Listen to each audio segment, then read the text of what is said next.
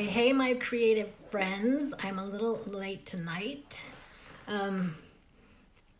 Just got caught up in things. I got caught in the rain today. I got caught not drinking water and freezing to death.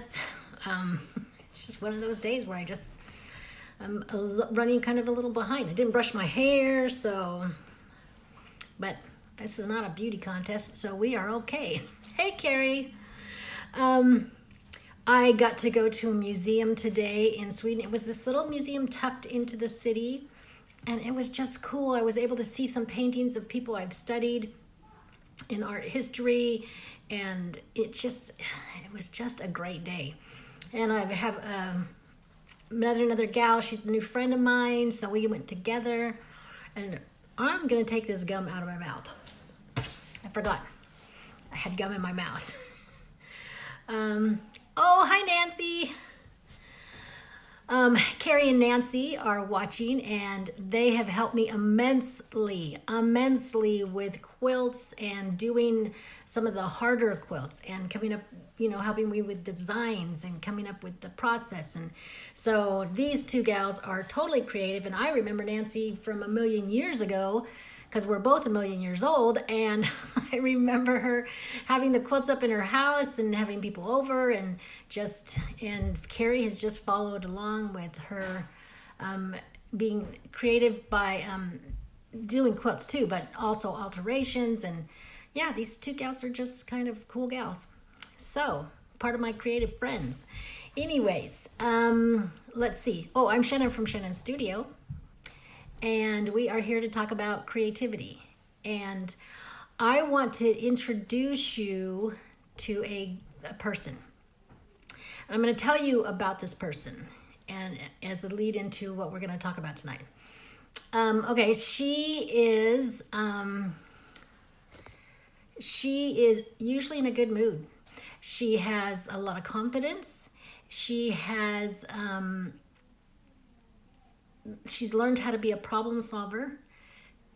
She is a leader, and kind of a next generation leader, is kind of a leader type of the future.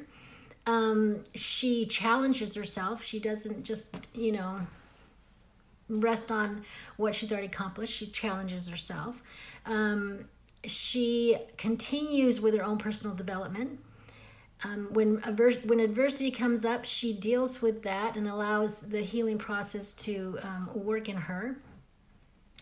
She relieves her emotions and expresses her emotions and relieves them by owning them and kind of letting them have their process. She likes new experiences and has new experiences. She's okay with failure. She doesn't fear it. She understands its place and isn't afraid of it. And she takes risks knowing that failure's not going to overwhelm to the point where it's debilitating. And she's aware of her own inner feelings. That makes me laugh. She's aware of her own inner feelings. Let's see what else. She actively relieves stress. She's aware of humankind and understands unity and works with other people, understanding that there's a commonality and a unity. So, describing this person, I would imagine most of us wouldn't mind being that person. And that kind of life where it's not a bed of roses all the time, but it's not so overwhelming and debilitating that you can't function, or you can't see your way out of problems. And there's ways to help yourself. So this person is like this because of one thing that they follow, and it is because they are creative. And the person I'm talking about doesn't really, I don't want to say she doesn't really exist. She does exist, but I don't have a name for her. But these are all the benefits you can have by being creative. And sometimes when we read benefits, we read them as clinical. We kind of just go, it can help your mood. It can make your mood better. It can build more confidence in you. Instead of saying, it's a bed of roses for you. Rose said it's a bed of roses for her. I get that, Rose. Cassandra would appreciate that little pun there. She's into her puns. But those are benefits. The person, I kind of took the benefits and put them in a human context, because they're benefits for humans. And so why not put, she continues personal development, or she relieves her stress and expresses her emotions and is okay with failure, because that can be you and me. That can be us. Because when we are creative,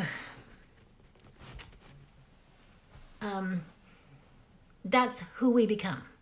So my tip for tonight is creativity is self-care.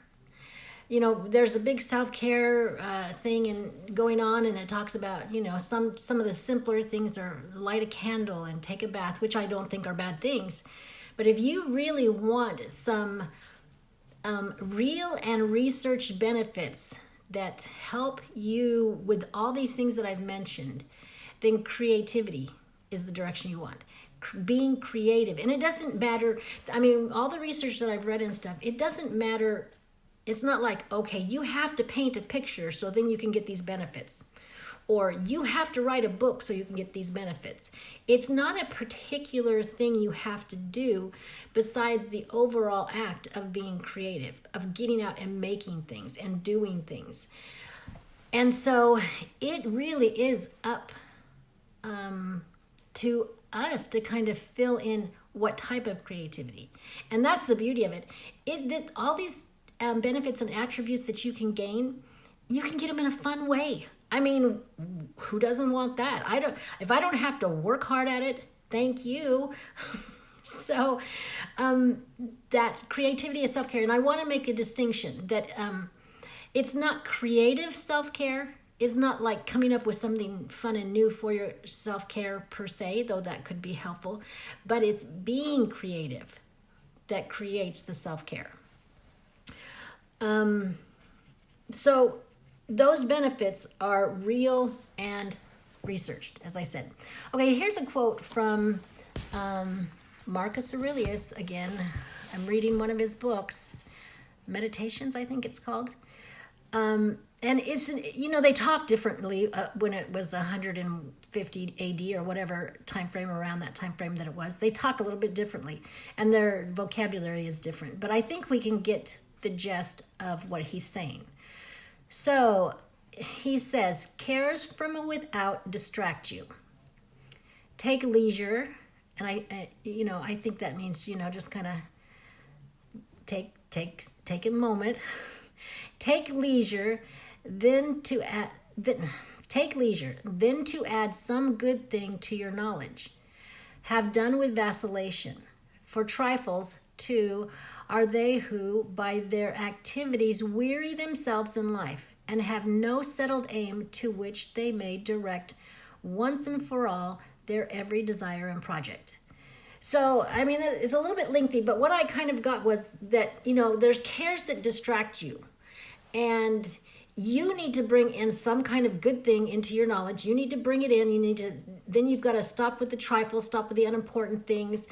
And the people who do that, they weary themselves in life. If you deal with the trifles, if you deal with all the little things, you weary yourself in your life, and you have no settled aim. So when you have a settled aim, you can direct once and for all, you can direct your desires and your projects. That's kind of what I got out. Maybe you got something else out. Maybe you got something more out of it. Maybe you don't agree. But I kind of got that. And I thought about that, and I thought, you know what? If you aim and once and for all settle to have an aim of creativity, and knowing that creativity is, the benefits of it are real and they're researched, and you will get these things, And they are huge things. I mean, when you talk about being able to deal with failure, adversity, coping, having confidence, being in a better mood, relieving stress, dealing with trauma, being a leader, challenging yourself, healing, taking risks. I mean, who doesn't want that? And if you can take one path and be able to have those opportunities to have that in your life, I say take it. So my challenge is my tip is that creativity is self-care, and aim for that. Settle on that aim. Don't be vacillating anymore. Vacillating is like wishy-washy, back and forth.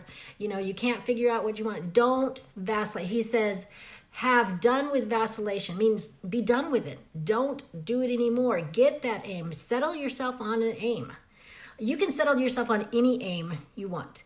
But I'm saying, after describing that woman of benefits from creativity, that's the aim you ought to take. I really believe that. I really, just from my personal experience, I just can't. I mean, I like to make things. I really do. And I love to go deep into the weeds with art. I mean, I love the fine art and the oil painting, and I love all the arts.